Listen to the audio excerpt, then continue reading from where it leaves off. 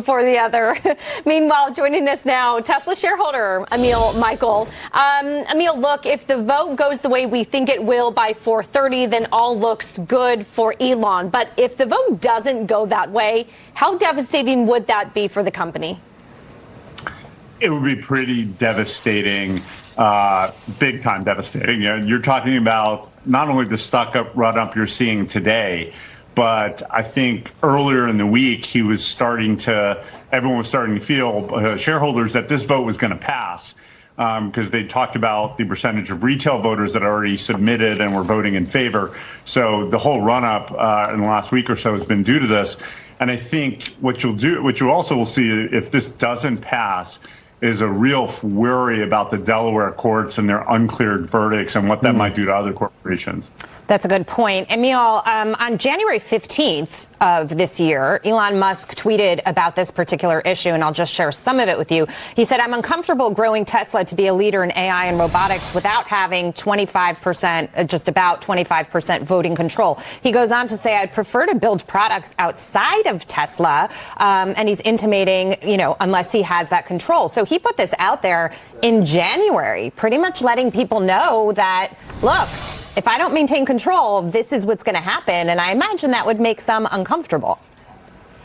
Oh, for sure. I mean, there's no doubt that not only is the stock price at Tesla valued on the financials and how they perform and how many cars they deliver and the future innovations on self-driving and robots, but based on Elon being the leader who drives that, who's proven time and time again across his companies from SpaceX to X to Neuralink that he is one of the greatest entrepreneurs of our generation. And he's signaling there that, if Tesla doesn't honor the pay package due to this court judgment, I'm going to go spend my time innovating elsewhere, which is actually what I think he'd do if he loses his vote today. Speaking of innovating elsewhere, Musk says he's got all the support he needs to move the company to Texas. To me, that sort of looks like the future, Emil. Get out of places like Delaware where the judges are activists. Go to Texas. I mean, the governor was rolling out the red carpet for Musk. What do you make of that? I mean, it's a big blow to Delaware. Delaware has been known for decades as the incorporation state because of the stability in the law, the clarity, and the non-activism of the judges, very business-minded. And here you have one of the greatest really reversals of that sort of reputation ever in Delaware history. And they were going to pay the lawyers. The lawyers asked to be paid $5 billion because they represent a shareholder who owned 9 shares of Tesla. So Texas, it passes laws, Florida that passes laws that make this kind of thing clearer for companies. It is the future. One analyst that we follow that covers the Tesla stock says that if the vote goes this way, it removes about a $20 to $25 per share overhang on the stock. Do you agree? Yeah, I mean, it's already gone, $10, and I think there's absolutely $25 if you think that's 10, 12%.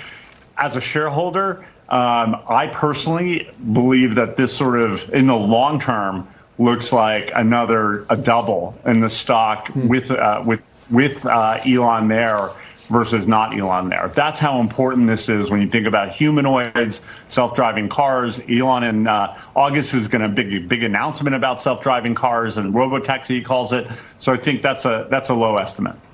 Emil, when it comes to humanoids, we'll make sure to have you back. Really appreciate you joining us. Thank you. Well, they can fold your laundry. I think we'll all love one of those in our homes. All right, coming up, it's their pleasure.